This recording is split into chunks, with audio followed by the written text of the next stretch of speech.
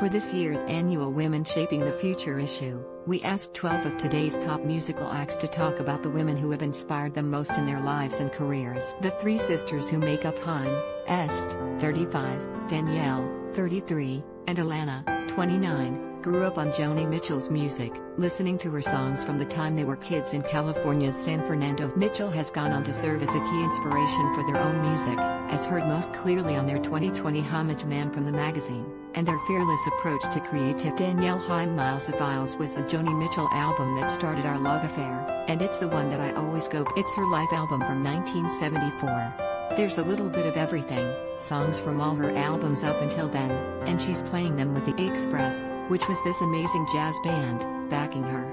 That's such a great canvas for her music. Este Haim She was getting more into jazz in the 70s, so the record is a reimagining of a lot of her early work through this jazz lens. Of course, when we first heard it, we weren't thinking about any of that. We had gone with our mom to this record store in the valley called Second Bin, which, unfortunately, I don't think is around anymore. The quiet confidence of Julia Garner, Brandi, Carlile on Indigo Girls.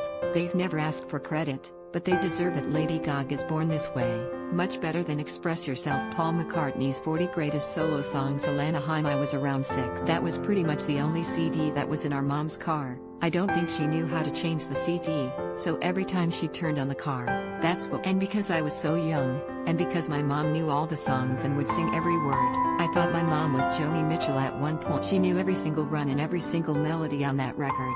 It was the most inspiring thing. Our mom played guitar and was not shy about singing, and thankfully, she has a really good. We saw our mom and how much she loved Joni, and that made us inherently love Joni that much more. Danielle Around high school, when our friends were going through their first heartbreaks, I would see their moms be like, "Here, listen, A Case of You, River." Those songs were a lot of my friends' first foray into Joni's music. Alana We got the gift of listening to her at such a young age, but as a 6-year-old listening to Miles of Isles, you don't really understand what the lyrics mean. And then we kind of grew up with her. Every year her songs take on new meanings, and I think that's the beauty of Joni, discovering new things in her music. I could listen to a song like A Case of You when I was in my early 20s, and that song has taken on a whole new meaning now that I'm almost 30. Danielle Her views of rhythm have always been in our blood.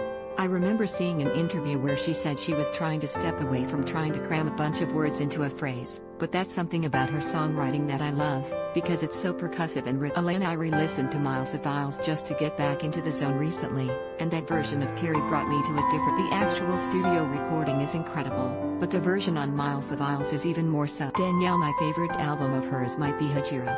I've been on a Coyote kick for 2 years, but Amelia is my favorite now. Est People's Parties and All I Want were our favorite Joni songs in high school. Danielle People's Parties encapsulated what our social life was like, because our dad was strict. He wouldn't let us go out that much, so I would be in my room listening to People's Parties, dreaming that I was at some faraway party on a. In this article, Haim, Joni Mitchell, Women Shaping the Future. Want more Rolling Stone?